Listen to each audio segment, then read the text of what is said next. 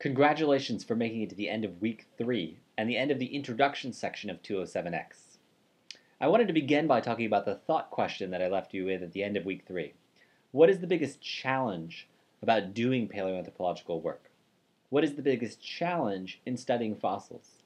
And I think the biggest challenge, and what I want you to think about as we move ahead to week 4, is actually incorporating the different elements that we've focused on during the first 3 weeks of the class.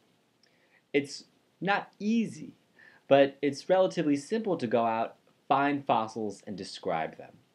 If that was all we did, the academic work of paleoanthropology would be pretty straightforward. The challenge is actually taking those descriptions, taking those fossils, and putting them into a scientific context. Putting them into a context in which we're producing new knowledge. And that what it requires is understanding evolutionary theory, trying to figure out how to ask questions of the fossils and test questions about fossils based on our predictions from evolutionary theory, and then how to incorporate that in the multidisciplinary environment that paleoanthropologists work, working alongside archaeologists, geologists, paleontologists, and other kind of specialists who are all contributing data that help us to answer these kinds of questions.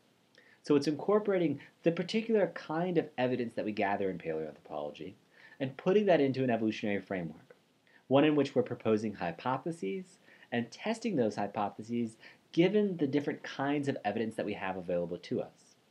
Our discipline is fundamentally comparative. We're looking and comparing these fossils to things that we already know about the world. Sometimes our comparisons are limited, and that poses another challenge. But I want to throw that out there as my response to the thought question of the week. And I think it's a good transition for thinking ahead to week 4. Beginning in week 4, we're actually going to start looking at the fossil record. We're going to look at the origins of the hominin lineage, when we first moved from being some ape-like ancestor in the past to a at least partially bipedal hominin. Now this is an area of the fossil record that is still relatively scant.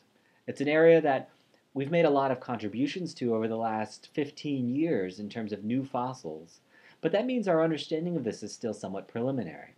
So unlike questions, say, later in the semester when we were dealing with, say, Neanderthals, understanding the earliest hominins is still an area of uncertainty. But especially given that uncertainty, it's important to keep in mind that what we're trying to do is propose hypotheses, gather evidence that addresses those hypotheses, and actually testing evolutionary ideas about what are the primary drivers and events within our evolutionary past. I look forward to seeing you this week in week 4.